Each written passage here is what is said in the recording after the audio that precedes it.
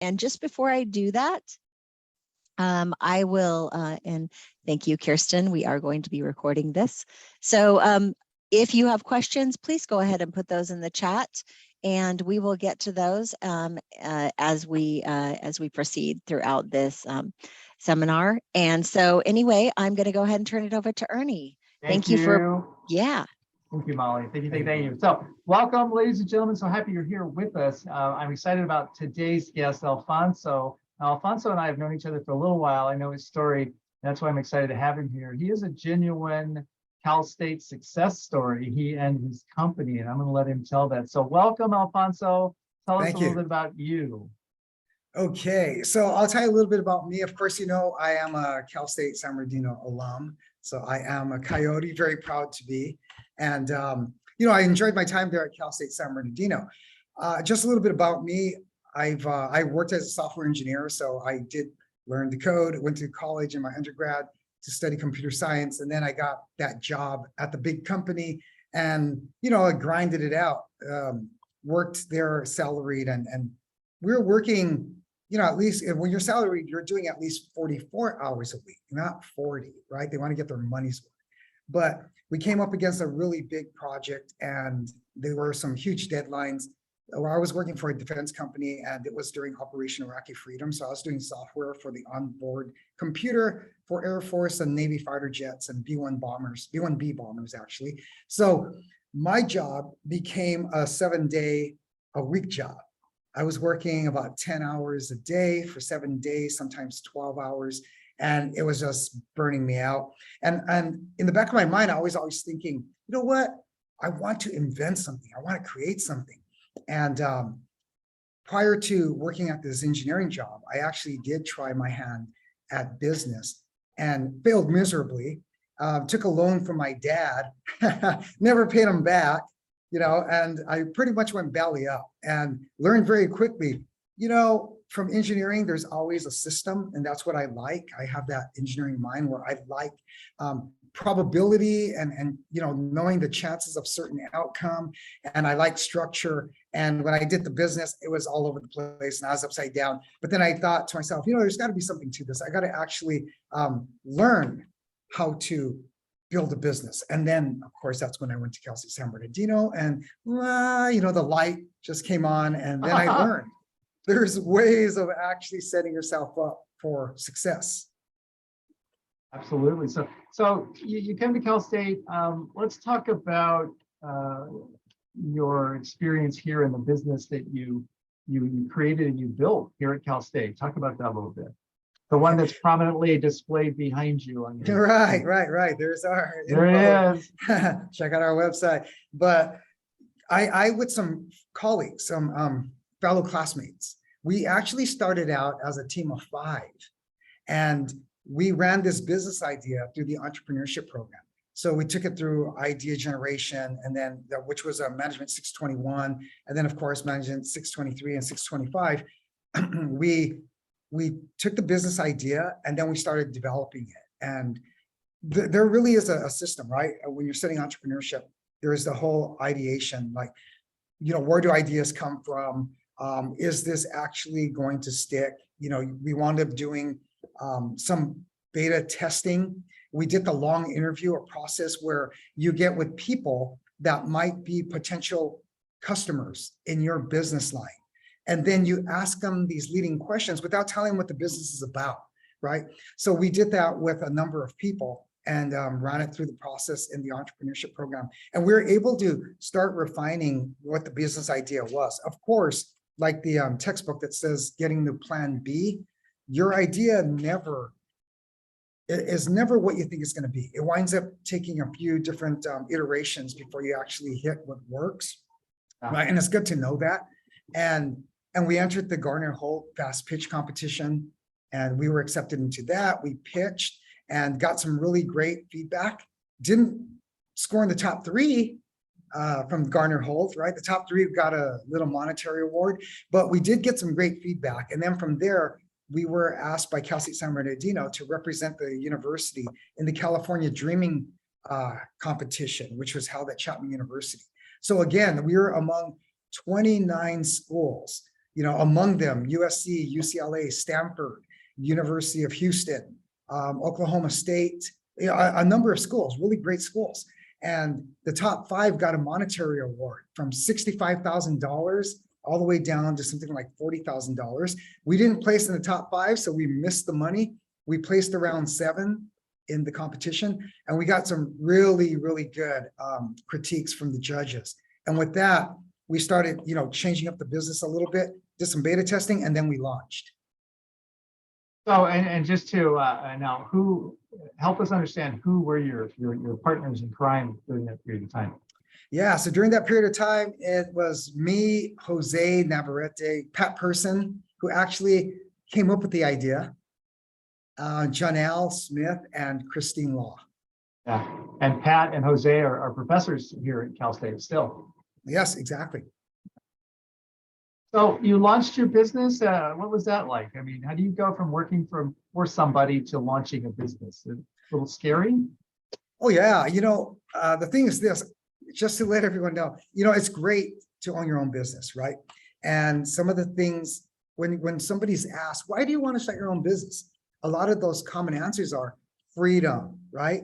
Get to set my own time, more flexibility, right? Et cetera, et cetera. And that is true. However, I told you about those 10 to 12-hour days where I was at. I hear a big butt coming in here. Yeah, You I had work all even those things. more. What? But I work even more than I've ever worked before. Okay, but let's talk about that for a second, because all right, you work for a software engineer or a company, a software engineer, you're working these long hours, it sucks, I hate it, I quit. And now you're doing it for your own business. What's the difference? What's the difference, mindset? it's my child, right? This is my baby. And so I have to nurture the baby. I work to feed it, Right. And you clothe it, and have a home, a roof over its head. That's really what it feels like. And so as you see it start to grow, you do feel proud as you bring in employees and see them grow within the company. That's a great feeling.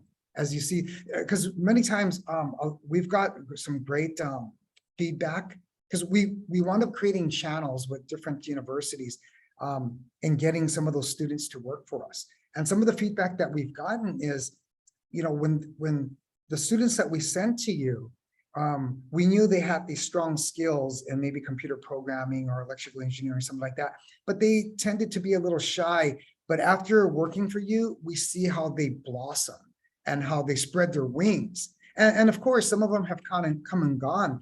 They've gone on to do some really great things. And that's a good feeling. Yeah. Okay, we have to call time out because we failed to explain what Kids That Code is. What is that? What do they do? Okay, so Kids That Code, right? It's kind of in the name, and sometimes it pigeonholes us. So Kids That Code teaches kids, usually from 3rd grade to 8th grade, and that's our sweet spot, all about technology. So we teach them coding through the process of game development on different platforms like Unity, Python, Scratch, Kodu. There's a number of different platforms. We also teach electronics, so they learn the basics of electricity, and then they start building circuits, which is really cool because I didn't do stuff like that until I was a freshman in college, right? We also teach them robotics, 3D character design, some art, because we cover STEAM. So we teach these kids all these technologies. We synthesize it to a child's learning.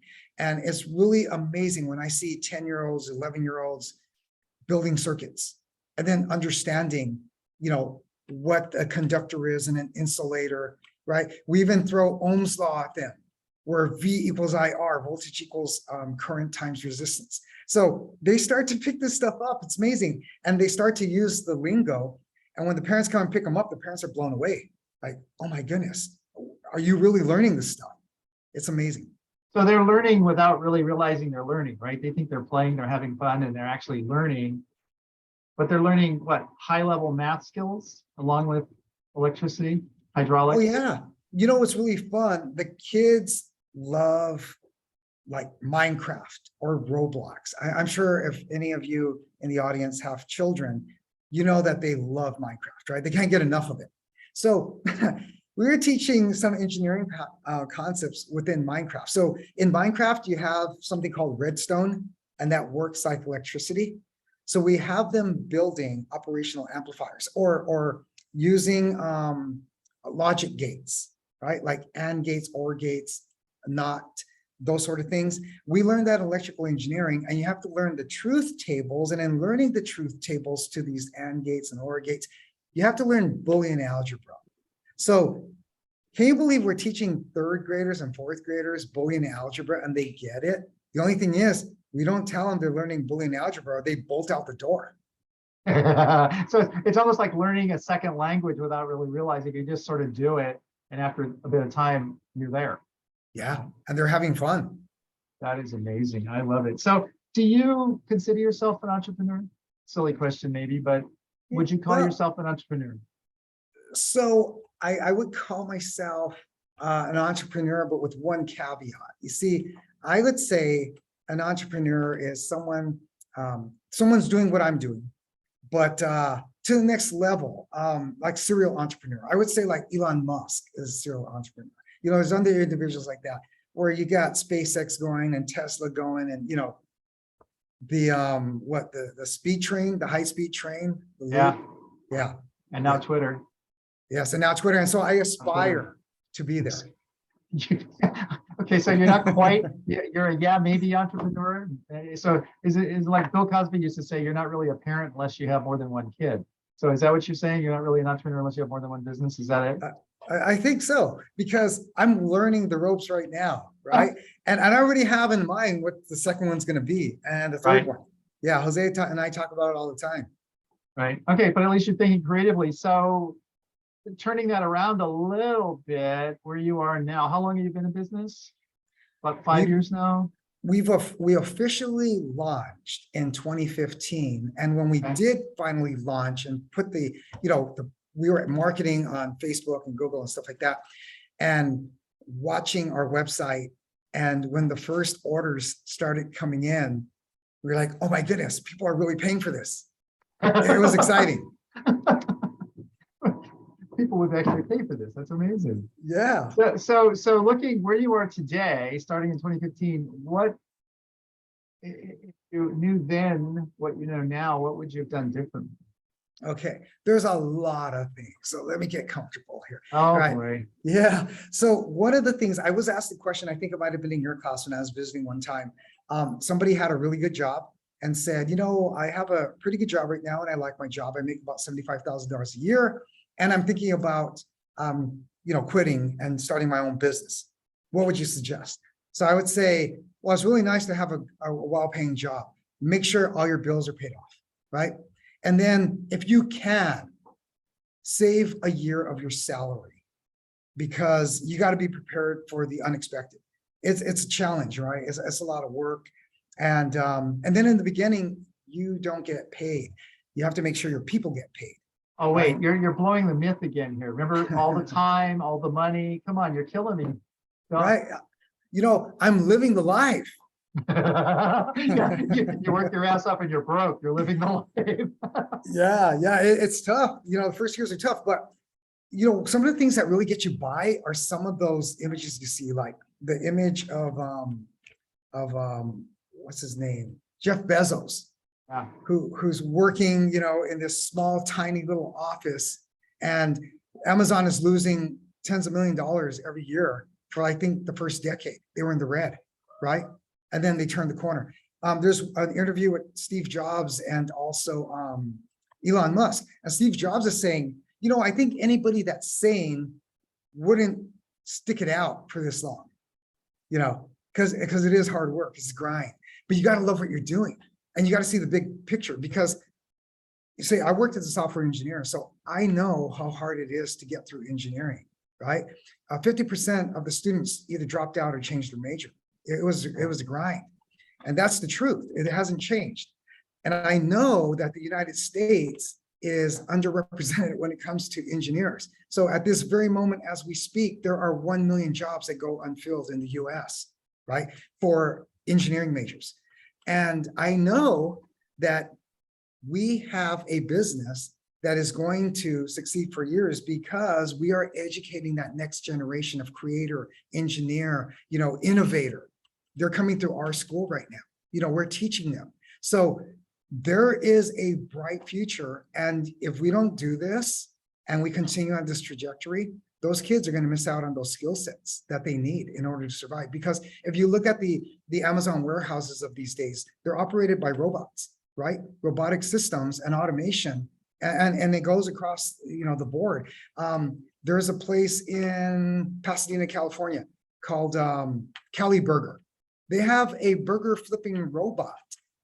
Not a person making the burger, but a robot. And it just goes on and on. I could share so many stories with you, but we only have an hour.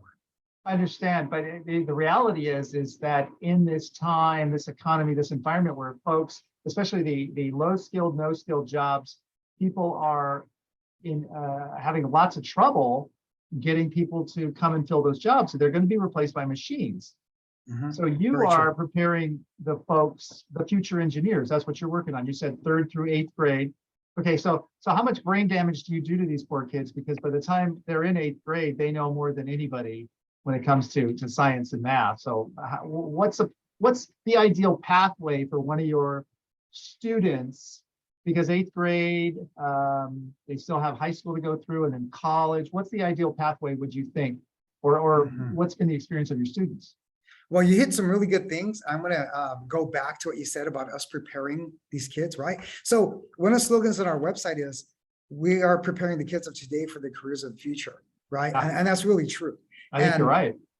Yeah, and it's been really funny. I love networking. I love going and meeting at the different, meeting events, networking events.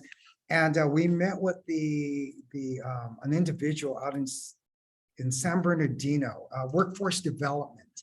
And it was really funny, the conversation we got into, because he was telling me, is there any way that you can come up with an idea where maybe the city can utilize some of your kids, 11-year-olds, 12-year-olds, to do some work for us through what you've educated them. And that was a brilliant, we're still trying to work on how we might be able to make that happen. But in educating these kids, they'll start off very, usually with game development, because when we do interviews, or not interviews, but when we do presentations at different schools, we ask the audience of kids, right? How many of you like playing video games? And 95% of the hands go up, because kids love playing video games. And so we first hook them with them creating their own video game. So the process is they start learning how to create their own video game. In the process, they have to learn coding. That's how they make their characters move and jump, et cetera, et cetera. And then they realize, hey, this is a little challenging. It could be a little hard. But if they want to make that game work, they have to learn. And they start to really learn. And then they start to digest it. And then they start to understand it. We have some kids in our centers that build their own games. And they ask us only for guidance. They might say, hey, I'm trying to get this game to do X, Y, and Z. How do we make that happen? And then our instructors will be like, well, remember that game we built like 2 weeks ago and how we did this and this? How do you think you might be able to change that in order to make it work the way you want it to work? And then the light goes on and they start developing. So these kids, by the time they're in middle school and into high school, we tell them they're going to have superpowers. Yes. Yeah, because really, when you learn to code, you actually have a superpower. I hope you're teaching them people skills with that. Sometimes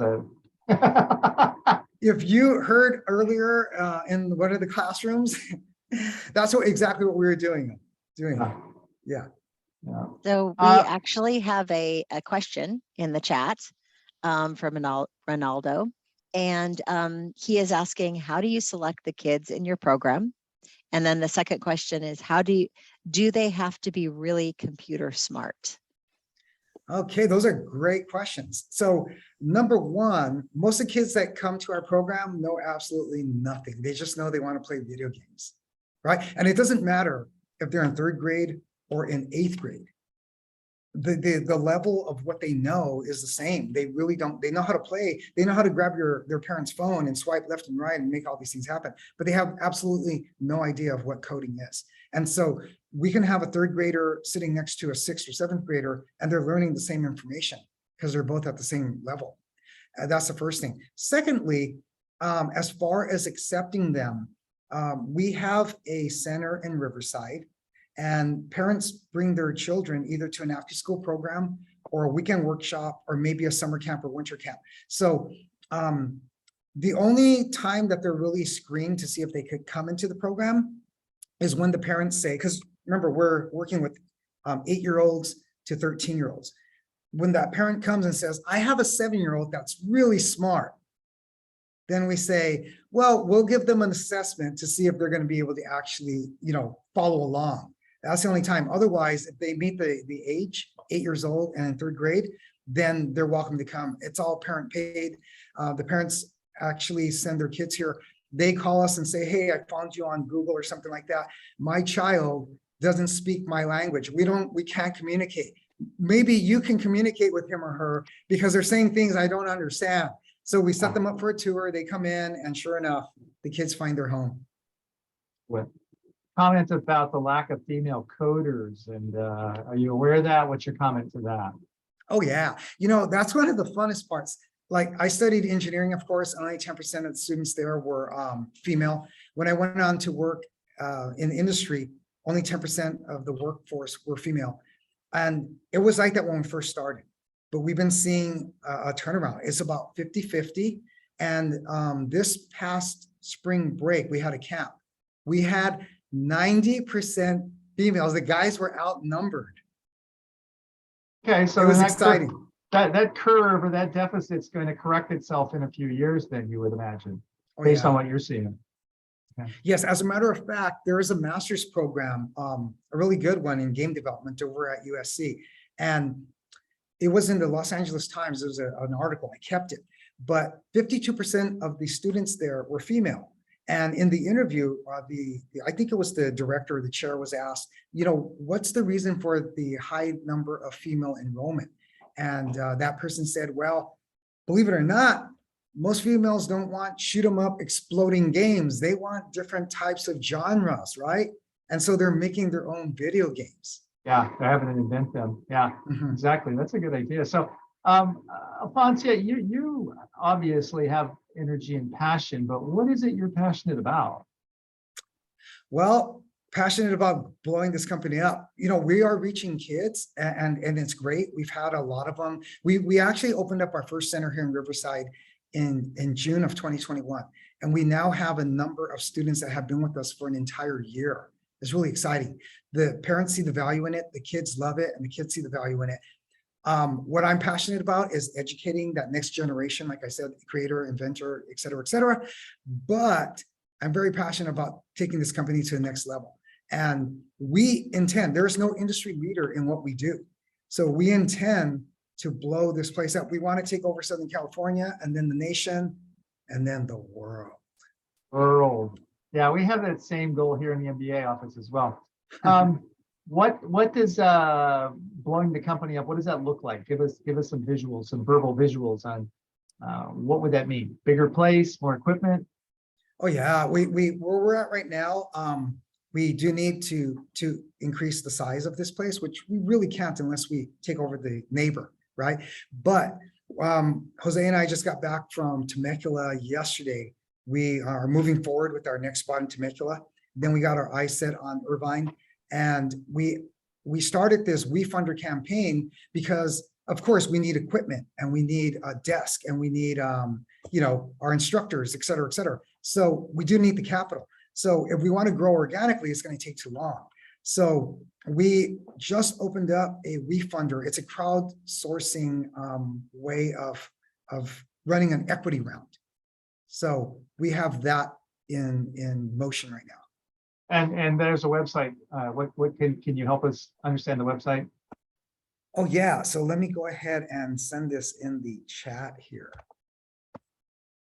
There we go. kizikcode.org/invest. And this is And an that'll opportunity give to get on the ground floor, if you will, to launch the future expansion of Kids That Code and creating our future engineers. Is that what we're doing? Yes, yeah. So that if you go there to kizikcode.org/invest, it'll take you to a pop-up that has you entering your information, and then it'll take you to a landing page that has a video and an explanation of what it is we're doing. And if you were interested in funding this. WeFunder is really great. They have a number of companies on there, everything from, like curing lymphoma for your pet, right? There's a company that's actually working on that, to what we do and other stuff, breweries that are opening up with some sort of organic spin to it, all kinds of different business ideas on WeFunder. And you can invest in these companies. Now, I'll explain a little bit about what this equity round is. So back in 2013, Obama signed into law, this law here, where everyday individuals like us can invest in companies before they go IPO, right?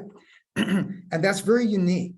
And it was signed into law in 2013. However, 2016 was really when all the law was squared away and people were able to start investing. So you come on as an investor, but you're kind of reserving your space as an investor. It's a future equity round that you are promised. So when you jump into something within WeFunder, you reserve your spot by putting in your investment. And there are certain triggers that will then cause your dollars to become a share in that company. Okay, fascinating. That is awesome. So that leads me to fear and your comments on fear. What are you afraid of? I mean, you've got this business that you're keeps you busy. And what does fear look like for Alfonso? Talking about the business. Yeah, well, you learn how to tolerate some things better as you go on. And fear is one of them, right? So I used to say, I laugh in the face of fear, but don't laugh too hard because you'll get slapped pretty hard. Right? We've been to the edge early on when we first started the business. Oh man, there's so many stories I can tell you. I remember us, like, it felt like we were at the edge looking down, like, what do we do from here? There were times where we wound up getting overbooked. We didn't have the manpower to actually fulfill the contract.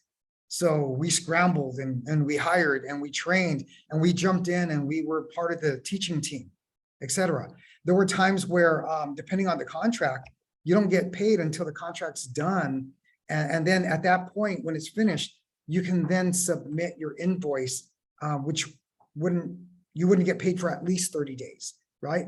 So we remember coming to the end of our funds with more funds about to come in, but it's 30 days and we have to pay payroll. So those life of an entrepreneur. Life of an entrepreneur. You got to know the truth. It's actually challenging, but man, one thing I really and truly do love roller coasters. Magic Mountain is my favorite theme park. I'm on a roller coaster every day. Every day, literally, right? You and other people. That is amazing. So, what would you imagine looking back? What's your biggest mistake if you had one do-over? Okay, I have a few of those, but let me put it out there. Yeah, the one thing is, don't be afraid to network and talk about what you're doing, because in those conversations, ideas will come up. And the other thing is, get yourself educated. Don't reinvent the wheel. I was talking to you earlier, Ernie and Molly, about this really great podcast I listened to. It's called How I Built This. And the interviewer, Guy Raz, has interviewed some of the big names out there, right? George Zimmer from Men's Warehouse, and also Kevin, and I can't remember the other guy's name, from Instagram. The lady that created Spanx. There's so many stories on there of people. The lady that created Spanx started with $5,000. Sarah Blakely. You're talking about Sarah Blakely? Yes. I follow her religiously. She is outstanding. I mean, she started from going door to door. I mean, and she even talks about when she was in college, she had these big plans for herself, and all the students would answer when they were asked, what do you want to do with your career? Oh, maybe work somewhere. And she knew what she wanted. She knew she wanted to be in business and make an impact on the world. She was going for big things, but throughout her career, it didn't start off like that. So she struggled a lot to get to where she is now. So I admire the woman. She is just amazing. Yeah, she tried to get interviews with some of the top designers and just got the doors closed in her face left and right. And finally she got that one. And so listening to reading and listening. I don't get a chance to read because I'm always on the road or I'm in meetings or I'm doing something. So I just listen on Audible, and I got a ton of audiobooks, but the podcast that I love and Jose is addicted to as well is How I Built This by Guy Raz. There's some great stories in there. You'll pick up so many ideas. It's almost like case studies, like doing case studies. Right. Mhm. Yeah, that's awesome. Well, that's what you have to do. So then the do-over would be just talking more, networking more. Yeah, talking more, networking more. You know, as far as this fundraising thing, it's been around, and you've been able to raise funds this way since 2016. So why are we just doing it now in 2022? Because we didn't know about it. We just found out back in August. Right, right. Yeah. And oftentimes in business, that's what happens is, you know, if your network isn't big and you're not talking to a lot of people who are talking to a lot of people who take interest in your company, you just don't know what you don't know. Right. Right. So, well, I'm That's glad right. you're there now, though. So, I mean, the sky's the limit at this point, right? Oh, yeah. And we're really excited about what the future holds. So does customer service play a part in what you do, or how does it? Because you're working with children. So who's your customer? Is it the children or the parents? I mean, I'm sure it's kind of like Little League Baseball, right? You got the kids, but the parents have a say so too. So who's the customer in your arrangement? What does that look like for kids? Yeah, it is both the kid and the parent. And customer service is paramount, really. I know some companies say, yeah, we have great customer service, but go to McDonald's or Carl's Jr. and In-N-Out. Every single In-N-Out I've ever been to, I'm greeted with a smile. Welcome to In-N-Out. How can I help you? You know, it's clean. The people are nice.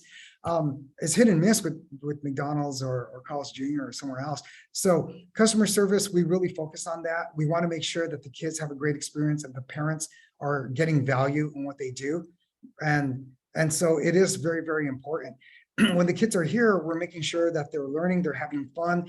You know what's really cool? We've had some of the kids go to some of our competitors, and it slips out like, oh yeah, I go to this place on Mondays. And I'm like, oh really? How do you enjoy that? And I said, answer honestly. Just because you're here, you don't have to say you like this place.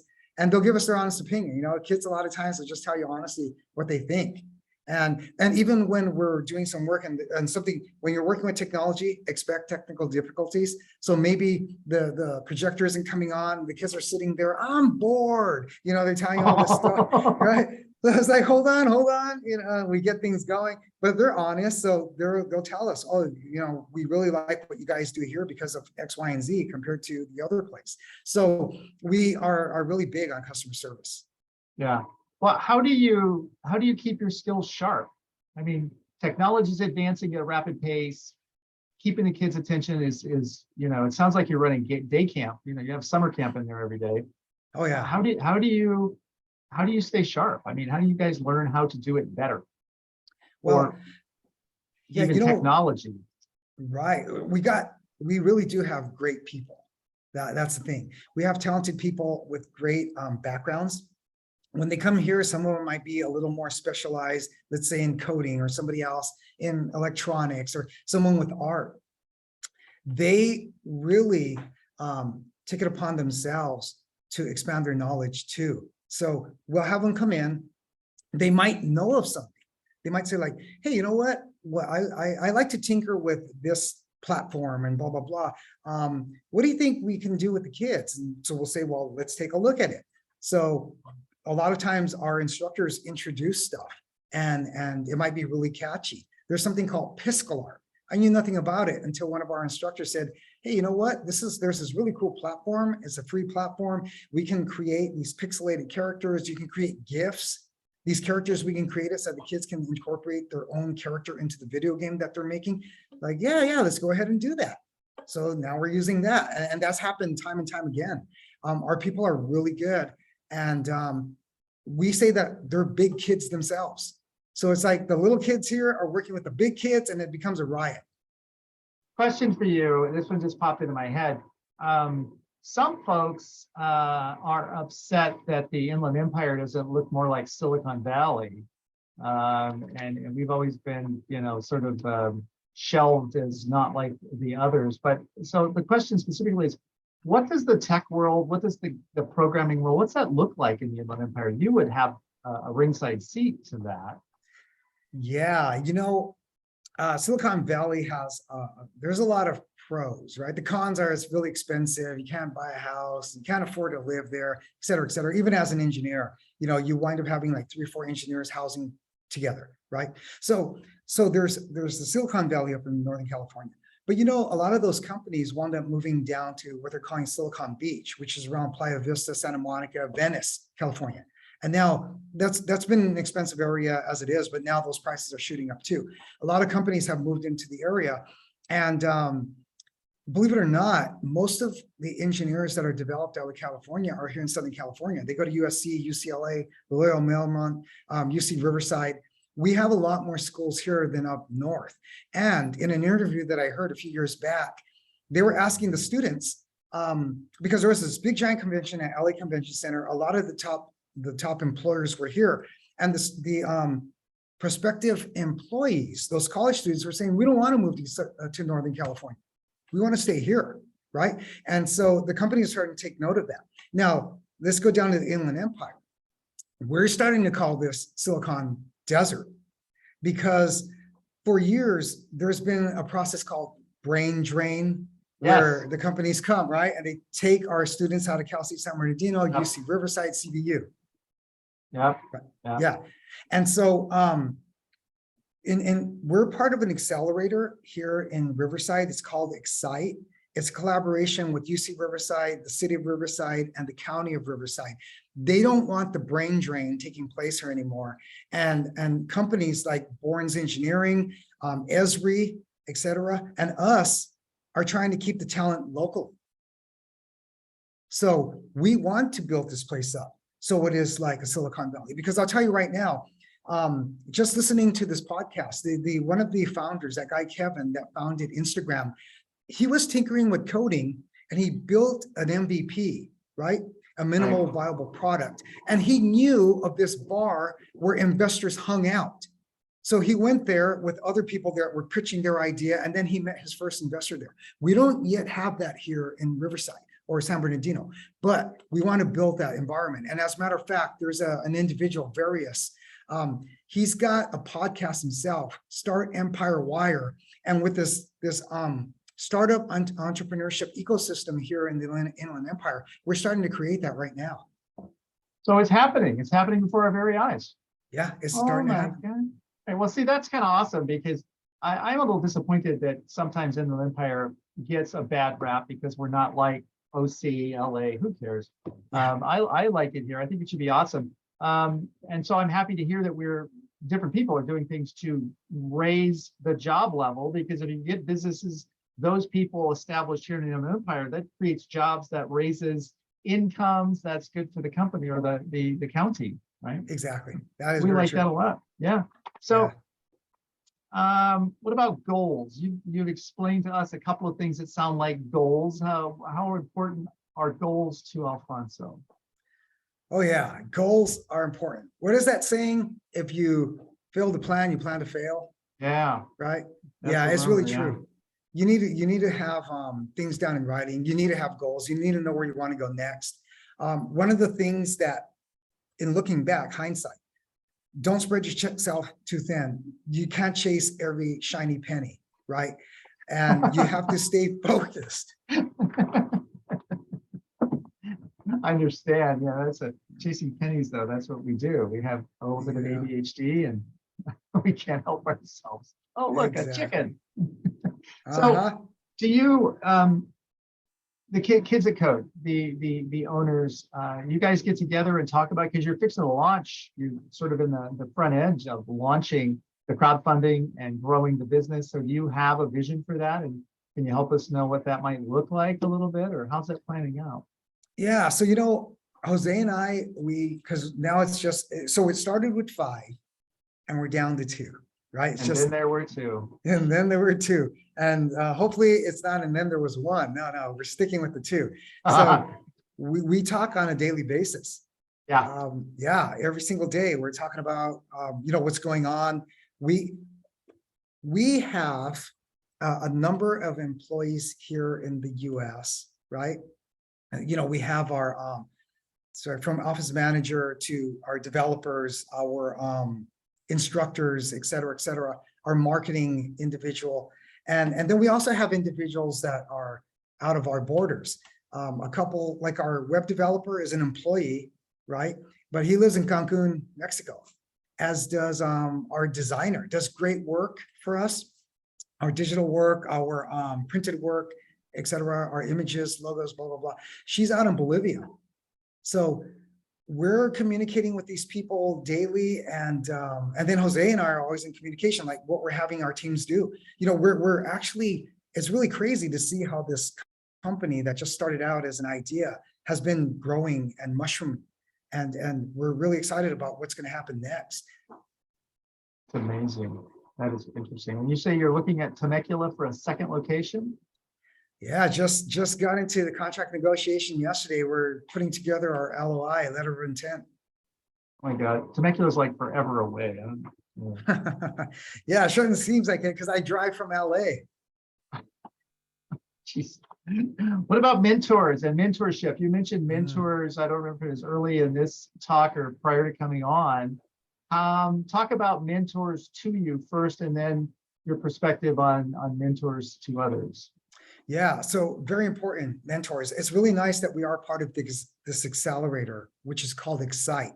And if anybody has an idea, and I would highly suggest that you pitch it at the Garner Holt Fast Pitch. Yeah. Get in front of that crowd of 600 plus. Let your nerves really rack up where you have to pitch your 90-second, elevator pitch, right? Yeah. Even if you have to go in the back room and throw up before going on stage, just do it. Well, the semifinals are next Thursday at Garner Holt's facility in Redlands. So Oh, nice. ramping Yeah. up to the Spirit Awards. So Who are mentors for you? So early on, we had like Monica Brule over at Kelsey San Bernardino, Yeah. Mike Stoll, right? And then we got accepted into, Dr. Gupta, Vipin Yes. Gupta, Dr. Yeah. Frank Lin. They've been really great mentors, and still, they still been, there for us. When we got accepted into Excite, we got really great mentors there, from lawyers to accountants to bankers that are able to bounce ideas. We can bounce ideas off of them. That's been a great help. And it's very helpful. We also try to help others as well, to try to be mentors for them, because it's a tough road, and it's nice to have this ecosystem where you as an entrepreneur have others that you can share gripes with and anything else, because you're all in the same boat. So it's nice to have that community. But mentors are really invaluable. It saves you tons of money, because our lawyer is a top-notch lawyer that we wouldn't otherwise have, whose rates are somewhere in the area of $650 an hour. So we couldn't afford them. Yeah, I missed that opportunity for that job, I'll tell you. So let's talk about Techo Tuesday, because I was at Techo Tuesday. That was last week. Is that going to be a regular event? Because if it is, I want to pitch it right here. Yeah, Techo Tuesday is a regular event. It used to happen monthly, but now it's quarterly. But Techo Tuesday is an event that's held at different businesses. So it just happened to be our business this past month of October 25th. But basically what Techo Tuesday is like a meetup. It's a networking event for the entrepreneur ecosystem here in Riverside. So business owners and entrepreneurs get together. You're basically networking together. And then we got to talk about our business. So wherever that business is held, that business owner gets to talk about their business at that event. Oh, I thought maybe that was something that you were going to host yourself there. It's on my way home. That's why I was asking. For another one, right? We had Taco Man. Good stuff. Yeah, and Techo Tuesday is the Takeoff Taco Tuesday. Yes, And it was really quite good. And there were probably like 70 people there, I'm guessing. I don't know, whatever it was. But there seemed to be a lot of the tech people. There was a lot of folks who seemed to know each other from the industry, which I thought was cool, because again, I didn't realize that Inland Empire, Riverside area maybe had a tech hub to some extent. Yes, and that's pretty exciting. So we really enjoyed that. And we go to whatever events are out there that we can Yeah. participate in. As a matter of fact, I want to throw this out here too. We were approached by a production company and we're going to get interviewed and they're going to show some of our center. We're going to come out in Destination LA, which is a CBS program. So Nice. we're going to be, yeah, it's really exciting. I forgot to share that at the Techno Tuesday event, right? Yeah, a small thing. Yeah, you forgot to share. Yeah, it. so we're going to be filming here in the middle of November, and then that's going to be released on Channel 2, CBS, either the end of the year or beginning of next year. So we're going to be one of like 7 companies that showcased on that program. That's awesome. And do you have any spots for cameos? I mean, I'll go ahead and stop by. Yeah, we can have you in the background with the kids learning. Yeah, I don't do kids. I'm sorry. Okay. All right. So we're coming close to the end of our time here, but I want to ask you, open it up for questions, but ask you a final question is, what advice would you give to would-be future entrepreneurs and business owners? Well, I think one of the most valuable things is to connect now in school, because one of the things that we've seen with individuals that have started a business, right? Let's just say that I started a business on my own and now I'm looking for someone that can code or someone that has the finance background, right? And that's another thing. Remind me about finance background in case I forget, but start partnering now. Start looking at those other individuals in your class, your classmates, and see those people that deliver, right? This is one thing I did notoriously in the graduate program. Like every single class, the first day of class is like, tell a little bit about yourself. Okay, my undergraduate studies was this and that. My major is blah, blah, blah. I was taking notes. Okay, this person is actually skilled in web development. This person loves accounting and is an accounting major. This person, so I would jot that down and I would beeline to those people and start talking to them. That's what you want to do now. Form your alliances now, because I've seen so many people get burned from their business idea. Somebody stealing their idea, somebody doing something crooked, right? I had a buddy that started a business with one friend and a friend's acquaintance. That acquaintance was skimming money off the top, embezzling. So meet the people now in class, take note of their work ethic, right? See how they deliver in team projects. If they're deadbeats, they're gone, right? You start to build that network now so that if you're going to launch your business, you do it with people you know. Because if you wind up, who knows who you're going to wind up coming across, right? Somebody that's going to rip you off or something. So build those alliances now. The other thing, if you're an entrepreneurship major, you need to know your numbers. Pay attention in accounting and finance classes. I was double majoring in entrepreneurship and finance. I didn't quite finish the double major because we launched the business. I was 2 classes shy of getting the MBA in finance also, but Jose got his MBA in finance. So that's working out great. And he also got an MBA in entrepreneurship. So you need to do that. Try to learn, if you can, double major in finance and know your accounting too. Yeah. So the finance part or portion, you said to remind you about the finance portion. Yeah, that was it. Try to double major in finance. Try to double major in finance. Oh my goodness gracious, thanks a lot. Can I mention something about that? You know I am. Yeah. So hey, it's really easy to get a dual concentration.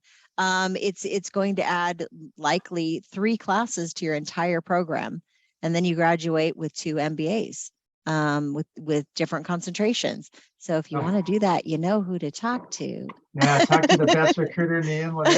There you go. All right, Hans, I said I had one question, but I have something when you were talking. All right. Notoriously, partnerships don't work. How have you and Jose managed to get along for this period of time without killing one another? Is it because you never see each other? Well, we see each other too often. The Oh, thing is, too often. Okay. Yeah, Jose, you get to know each other pretty well, right? I would imagine so. I know how to push his buttons. He knows how to push my buttons. He doesn't let me drink coffee because he says I get violent. So I start yelling at him, he says.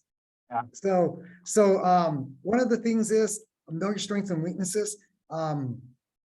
Like I know that I'm a researcher, right? I get into the weeds and I go deep into rabbit holes. And he's like, stop going down rabbit holes. You know, we only need this. We need an MVP. We don't need the thing to work, 100%. So I know certain things about me. He just, come on, pushes buttons. Let's do this, blah, blah, blah. I'm like, slow down. You're going to make a mistake, right? So there's these things. Sometimes, you see, this is one of the things that I learned from just listening to From Good to Great. You work out the problems, even if you get into a heated discussion or argument about the direction or what you want to offer or not offer about pricing or, whatever it is. But then it's just business. Don't take it personally. At the end of the day, we can go to the bar and have a beer and laugh about certain things, and get something to eat. But when we're talking business, it's business. And, you don't get your feelings hurt. You're like, you know what? I don't think that's a good idea. I don't think that's the direction we got to go in. I think we got to do blah, blah, blah, blah, blah. So we just like really air it out and talk about the pros and cons of what direction we should go in. If we go with his idea, I'm not going to be hurt about it. And vice versa. So it's just a relationship that you guys have worked out because you didn't know each other before you came here, right? You met here at Cal State. Yeah, we met at Cal State and I actually didn't like Jose in the beginning. We want to tell him that. Okay. Yeah. So So he knows that because you see, like I told you, I took notes on people, right? So Jose was studying finance. There was another guy that was doing web development. And I think it was in Bill Donahue's class. He told everyone you have to form a team of 5. So I beelined it to Jose and one of the guys that was in his team. And I said, hey guys, I want to see if we can get together and form a team. And Jose said, oh no, we already have our team together. Oh. Yeah. So I was like, all right, forget this guy, Right. So I formed my own team and then I was like, I wrote Jose off. But later on, we wound up working together and he has some great qualities and it's worked out in business. Really funny.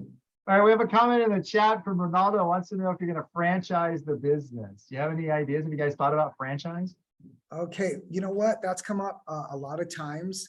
And then I want to look at Denise Lopez also. She has a question. But here's one of the things about franchising.